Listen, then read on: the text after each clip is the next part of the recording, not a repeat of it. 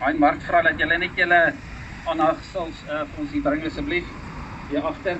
Net ek stel graag voor die leier van Mosiuoa Lekota.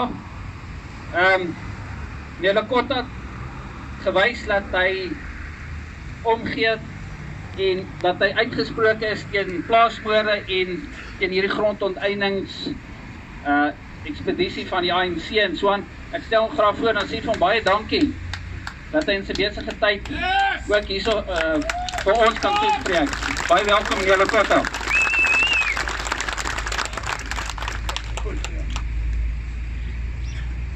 Môre vriende.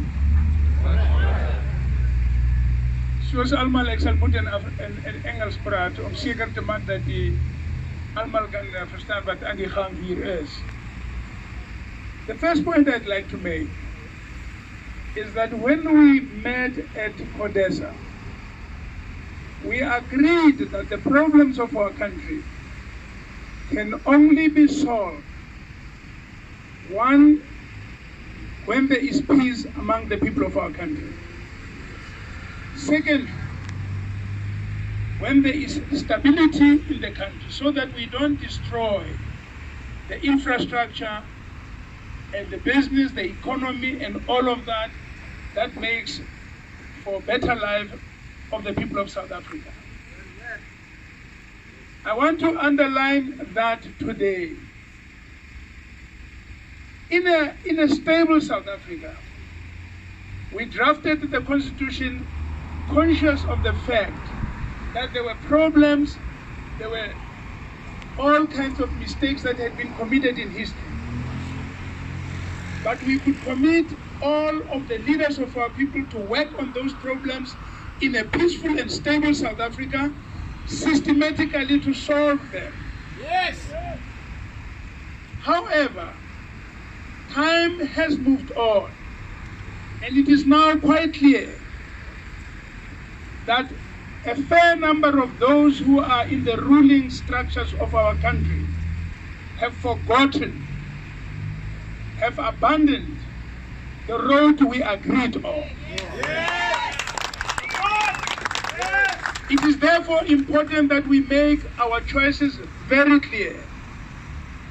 I am in full support of the appeal that you have decided we should make to the international community, asking them to prevail on the government of the day, to make sure that the lives of all the people of our country are protected and are safe. Section 11 of our Constitution, and that is in the Bill of Rights, makes it quite clear that everyone has a right to life. And when we say everyone, it is after we have already said that there is a common citizenship. In Section 3, we said there's a common citizenship and that all citizens are entitled to the rights, privileges, and benefits of citizenship. It cannot be that our government can be indifferent when people are losing their lives, whether they are farmers or farm workers in the countryside. Our government has a duty under our Constitution to protect the lives of all the citizens of this country. Yes. But there is a clear neglect. Yes. And we must say that. There's a clear neglect. I've just been, not long ago, I was in the Northern Free State to bury one of our white farmers. A few weeks later, I was in Ladybrand, burying a black manager of a farm there, killed by those who think that they can take the properties of others by sheer force. Now, I must remind all of us that the Constitution, at Section 25 of the Constitution, says very, very clearly that no one may be deprived of their properties. Yeah. No one, but no one.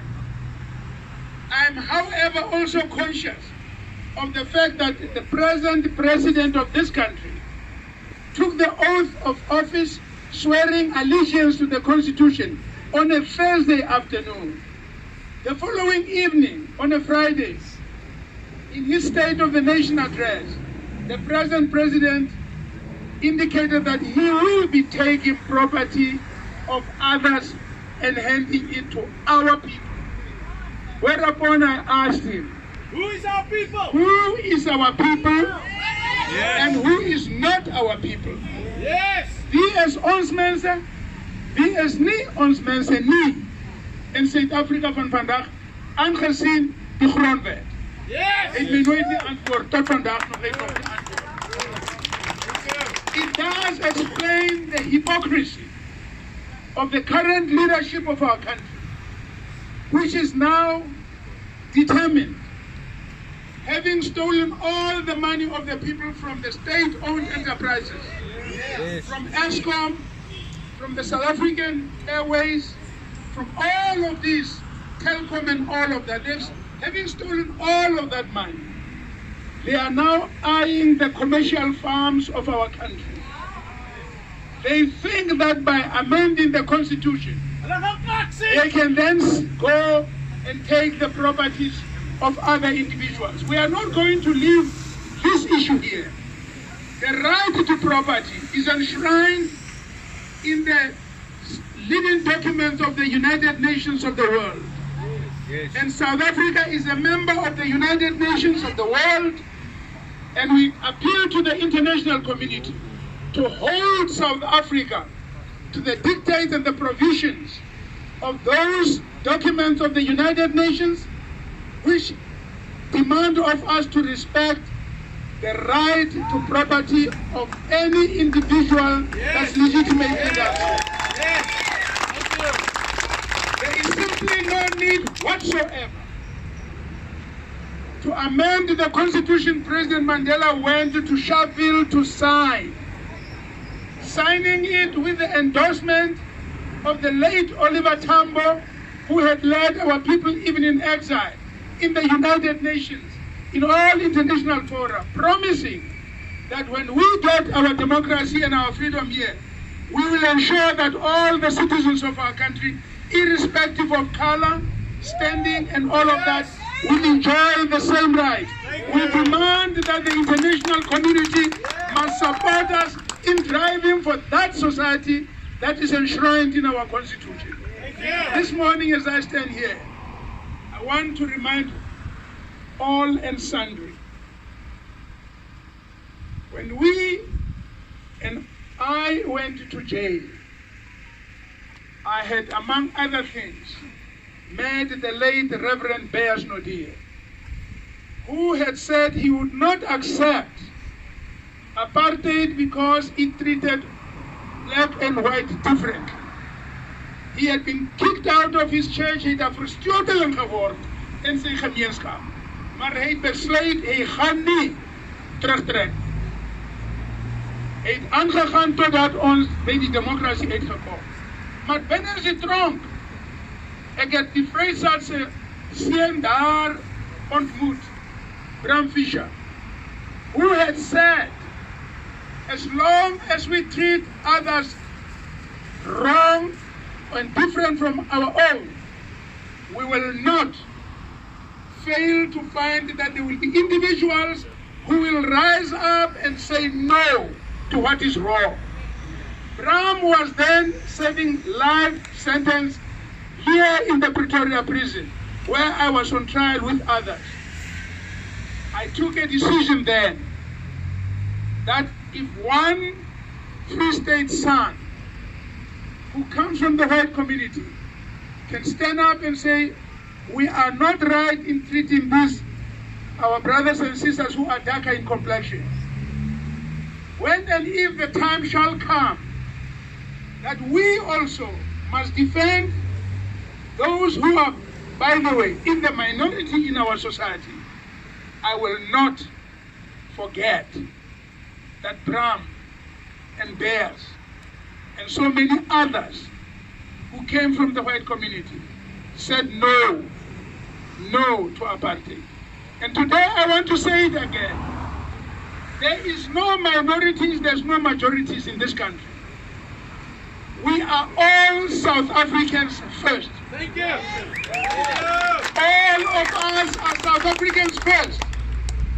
And if need be, those who want to destroy the minority, those who are in the minority numbers, they will have to kill many more of us who are black, because we benefited from the sacrifices of those who came from the white community and said no to apartheid.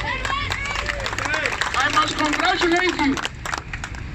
The fact that you took this step to come and ask, without breaking the law, to come and ask the international community to help protect our rights in our own constitution is something commendable.